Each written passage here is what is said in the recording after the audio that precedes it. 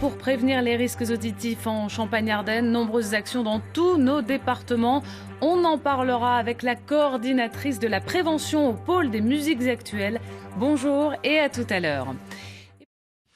C'est le mois du son en ce moment en Champagne-Ardenne, plus exactement le mois de la gestion sonore. À cette occasion, le pôle des musiques actuelles mène de nombreuses actions en Champagne-Ardenne. On en parlera avec notre invité dans un instant. Bonjour. Mais d'abord, un exemple de prévention des risques auditifs. C'était hier au lycée Bayen de Châlons, Céline Lang et Yves-Olivier B. Ça siffle dans mon oreille gauche là. Ça siffle pas moi.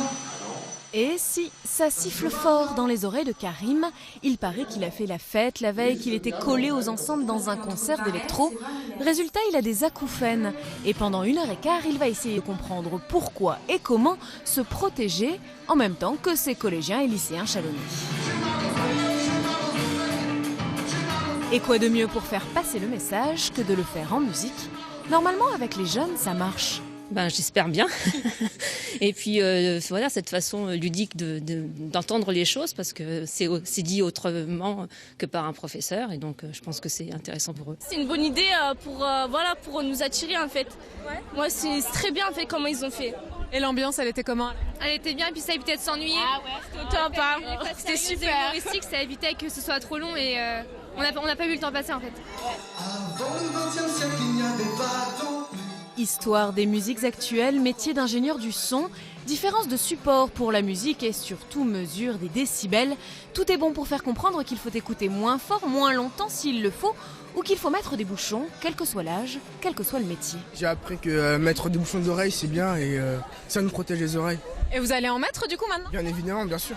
On est confronté à de la musique en permanence tous les jours. Donc en fait, moi j'ai déjà eu des problèmes d'oreilles, etc. Machin. Et j'ai entendu parler de ça et moi le projet me bottait bien. Tant mieux en plus de jouer devant des jeunes, c'est sympa.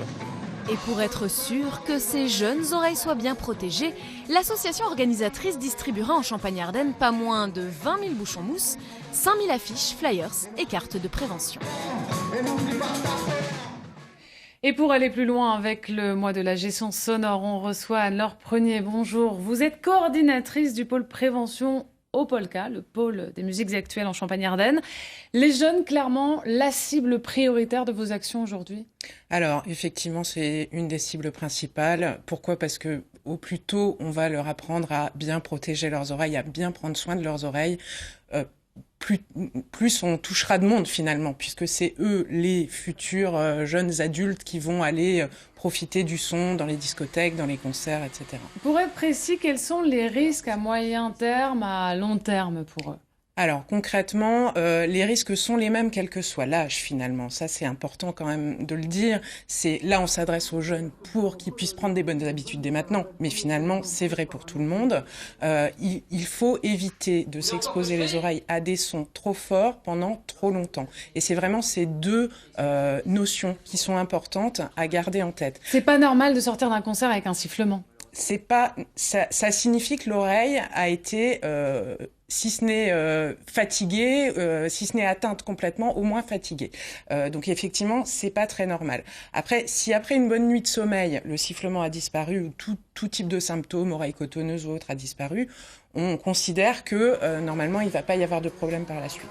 Alors, cette discussion a un contexte particulier cette année, parce que dans la loi santé proposée par Marisol Touraine, il y a évidemment tout un chapitre sur la gestion sonore. Le décret d'application est en cours d'écriture et vous êtes très attentif en tant que professionnel du secteur, parce qu'il faut faire attention, protéger les jeunes et autres, mais pas aller trop loin dans la protection. Expliquez-nous le dilemme. Nous, on essaye de défendre quand même le secteur des musiques actuelles. Il y a des principes physiques de base, de physique du son, qui font qu'on ne pourra pas descendre en dessous d'un certain niveau dans des concerts par de exemple, musique. Vous me disiez. Voilà, exactement. Une batterie, c'est à 100 décibels. Donc, on ne peut pas descendre en dessous. Sans amplification, sans rien, c'est déjà à 100 décibels.